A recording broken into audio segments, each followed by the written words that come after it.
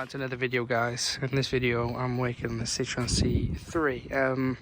What we're getting is misfire, engine light on in two different places within the cluster. The engine shakes, there is no power, the fan's kicking in the top end. It's just no power really. And the fault code is this one on the screen. It's cylinder 3 misfire combustion, I guess.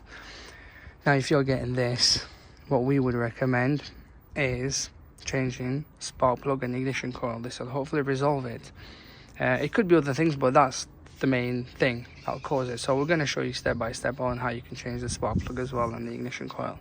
Now as far as I know, I mean, correct me if I'm wrong, I'm just guessing for now, but this is cylinder 3, 2, 1. This is the closest to the gearbox as far as I know, so we'll work our way and start from there. I mean, it's very easy. Take the engine cover off. This just like pops. I'd hold on to this bit here, lift, pop it out. Size 8 as far as I know. I've got only set here, so we'll get cracking. So, what you would need to change the spark plugs is something 14mm, sorry. I mean, it's a very thin size compared to your normal 14s here. It's different. I would probably search it up on Amazon or eBay and type in spark plug sockets.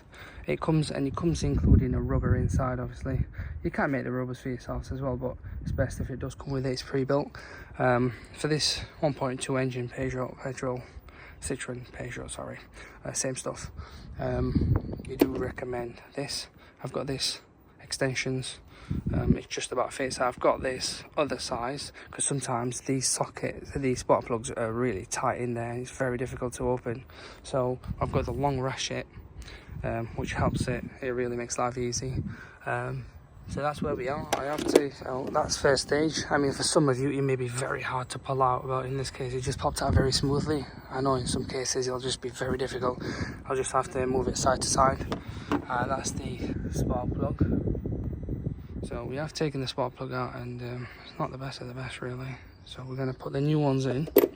It's always recommended, okay? I'm going by what they've told me to do. Otherwise I wouldn't really do it. I'd recommend you changing all 3 ignition coil and spark plugs. But reality is they just want me to do this, so I'm just going to do as told. It's like your brake pads. You wouldn't just change one side, you change both. In that sense, I guess it just depends really, but I'm going to change this and this together to hopefully eliminate the fault. Our new ignition coil and our new spark plug. I would recommend getting good stuff. This is your Bosch, I guess. You don't want cheap aftermarket really, especially when you're in these games. So I don't recommend just popping it in like that really. I'd recommend putting it back in there, so like this, and then just slowly like reach it down. 1 second, let's grab the end, reach it down, there we go, we're in.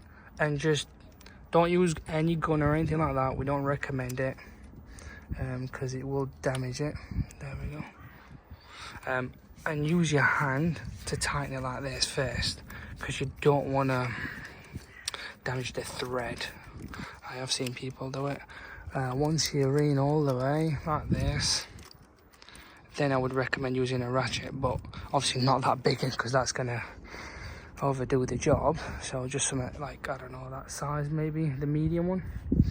And just, if you do use a gun, then I highly recommend you probably end up buying a new engine. Well, not a new engine, but a new head. But there we go, that's that one.